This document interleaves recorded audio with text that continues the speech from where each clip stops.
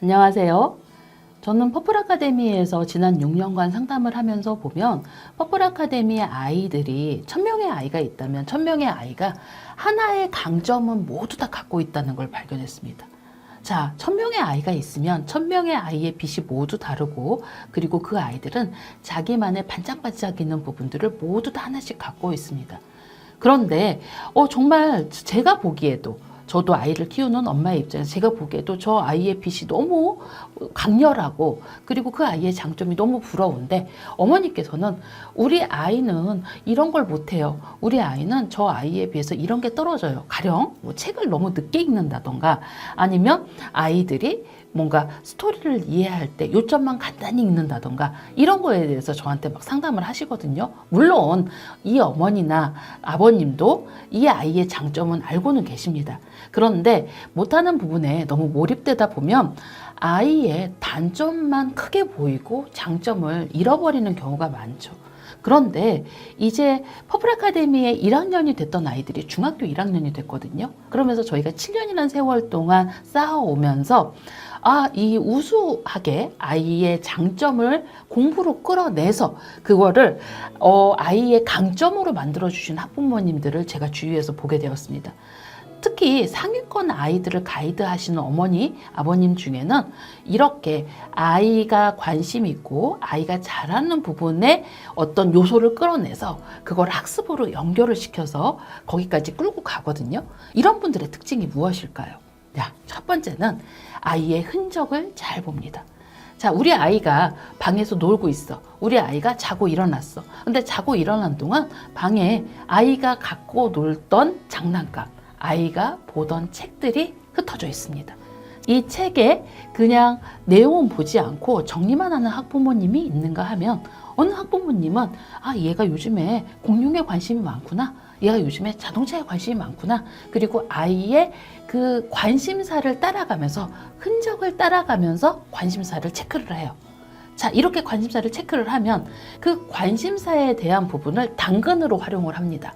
자, 아이가 책을 읽을 때 그래, 이 책을 너무 잘 읽으면 엄마가 너가 좋아하는 자동차 책 보게 해줄게. 아니면 너가 자동차 책 좋아하니까 엄마가 그거 사줄게. 이렇게 얘기하면서 아이의 관심 있는 부분을, 특히 퍼플 아카데미 같은 경우는 영어로 학습을 하니까 영어로 된 자동차 책을 사준다던가, 아니면 영어로 된 공룡책을 사준다던가, 이러면서 계속 학습적으로 유도를 하면서 아이의 관심사를 확장을 시켜주는 거죠.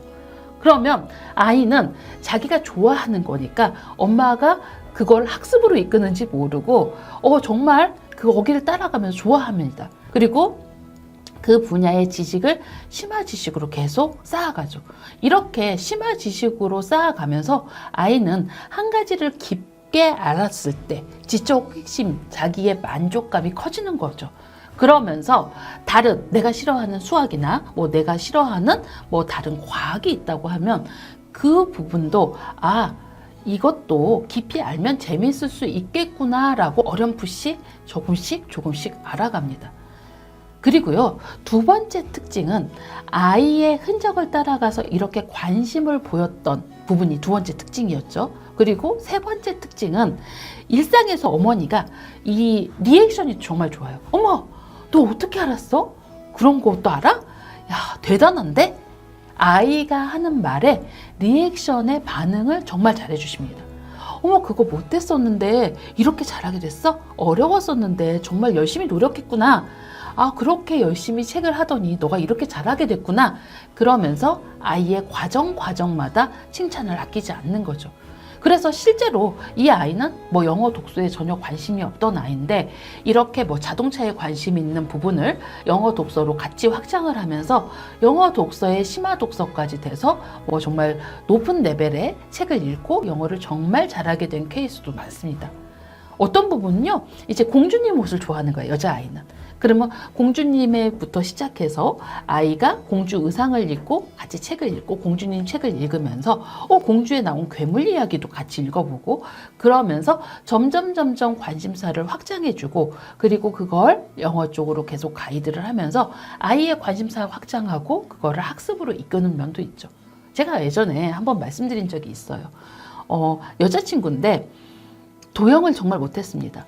도형을 못해서 도형에 관심이 없었어요. 보통 똑똑한 아이들은 자기가 못하는 부분에 관심이 없습니다. 그런데 이제 아이의 선생님이 그 아이를 가르치면서 도형에 관심을 갖게 하기 위해서 이 교구로 성을 짓습니다. 그리고 공주 인형을 하나 놓고 삼각형과 사각형과 육각형의 그 도형으로 교구로 공주성을 지은 거예요. 공주성을 지으면서 자 여기에는 뭐 모서리가 몇 개가 있지, 꼭지점이 몇 개가 있지 이러면서 얘기를 하면서 하다 보니까 이 아이가 초등 한 3학년 4학년 됐는데 도형을 너무 잘하게 된 거예요.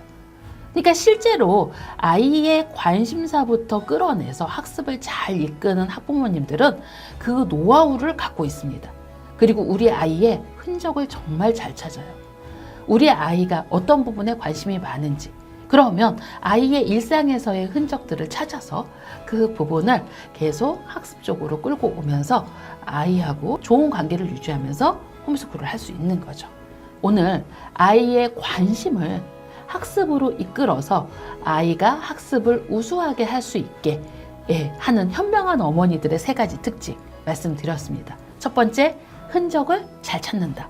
아이의 일상에서 흔적을 찾아서 관심사를 찾고, 두 번째, 그 관심사를 학습과 연계해서 하는 활동들을 잘 해준다.